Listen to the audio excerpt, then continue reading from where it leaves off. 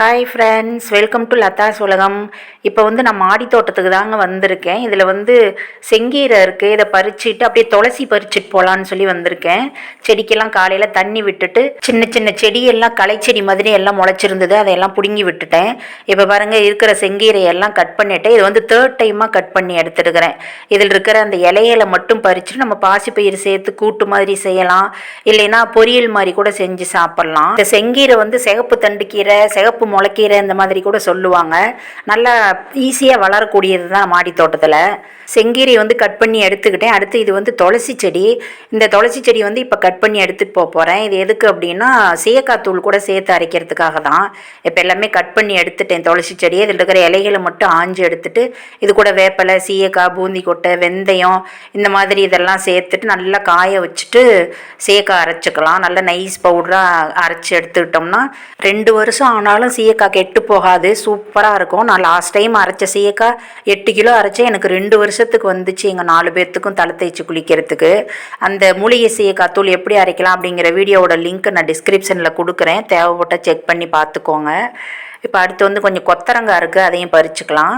கொத்தரங்காய் செடி ஒரு 10 கேனில் நடவு பண்ணியிருக்கேன். செடி நல்லா வளர்த்தியாக இருக்குது. நிறைய காய் கொடுத்துச்சு. காயும் நல்ல பெரிய பெரிய காயாக இருந்துச்சு. இந்த ஆடி காற்றுக்கு எல்லாமே கொஞ்சம் சாஞ்சு தான் இருக்குது. கம்பி நிறுத்தியிருக்கேன் சப்போர்ட்டுக்கு, அப்படி இருந்து கொஞ்சம் சாஞ்சு தான் இருக்குது. இப்போ பாருங்கள், கொத்தரங்காய் ஒரு 1/4 கிலோ போல் இருந்துச்சு. அதை எல்லாத்தையும் பறித்து வச்சுட்டேன். இப்போ பாருங்கள், இந்த சின்ன வெங்காயம் நம்ம மாடி தோட்டத்துலேருந்து போன வாரத்தில் பறித்தேன். அதை கொஞ்சம் வெங்காயத்தால் ஆஞ்சு எடுத்துக்கிட்டு அப்படியே நியூஸ் பேப்பர் விரித்து போட்டு காய போட்டிருந்தேன் நிழலில்.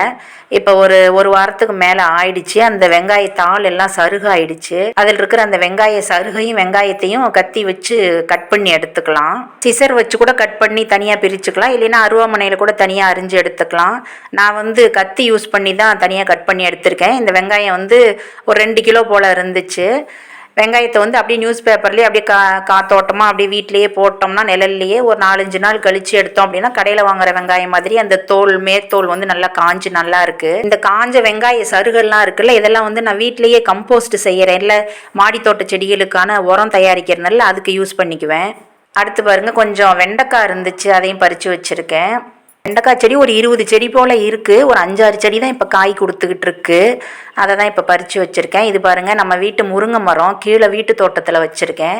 இந்த வீடியோ எடுக்கையில் சாயந்தர நேரம் போல் தான் எடுத்தேன், அதனால் கொஞ்சம் டிம்மாக தெரியுது. இந்த முருங்கை மரத்து மேலே தான் பீக்கங்காய் கொடியும் புடலங்காய் கொடியும் ஏற்றி விட்டுருக்கேன்.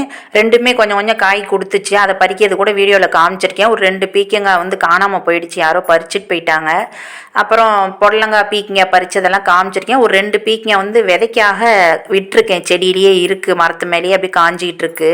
முருங்கை மரத்துலேருந்து கொஞ்சம் முருங்கைக்காவும் பறித்து வச்சுருக்கேன். ஒரு 25-30 முருங்கைக்காய் இருக்கும்னு நினைக்கிறேன். முருங்கைக்காய் அப்படியே அடிக்கடி பறிச்சுட்டு தான் இருக்கேன் இப்போ. அடுத்து பாருங்கள், கொஞ்சம் வெண்டைக்காய் இருக்குது. இது அடுத்த நாள் எடுத்தது, எல்லாத்தையும் காமிக்கல, பறித்த காயை மட்டும் காமிக்கிறேன். இதில் இந்த பச்சை வெண்டைக்காய், நாட்டு வெண்டைக்காய் ரெண்டுமே இருக்குது. ஒரு 2-3 நாளைக்கு ஒரு தடவை இந்த அளவுக்கு காய் கிடச்சிட்டு இருக்கு. அடுத்து நம்ம மாடி தோட்டத்தில் கொஞ்சம் புதினா இருந்துச்சு, அதை தான் பறித்து வச்சுருக்கேன். ஃபுல்லாக கட் பண்ணி எடுத்திருக்கேன். அது இனிமேல் தளைஞ்சு வரும். கட் பண்ணுறத வீடியோவில் எடுக்கலை, கட் பண்ண பிறகு தான் வீடியோ எடுத்து வச்சுருக்கேன்.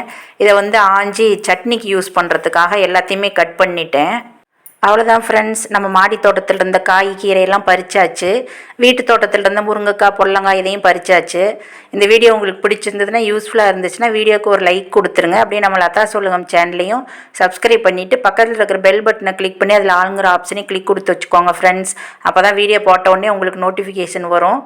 தொடர்ந்து மிஸ் பண்ணாமல் எல்லா வீடியோஸையும் ஒன்றுக்கு ஒன்றே பார்த்துக்கலாம். தேங்க்யூ.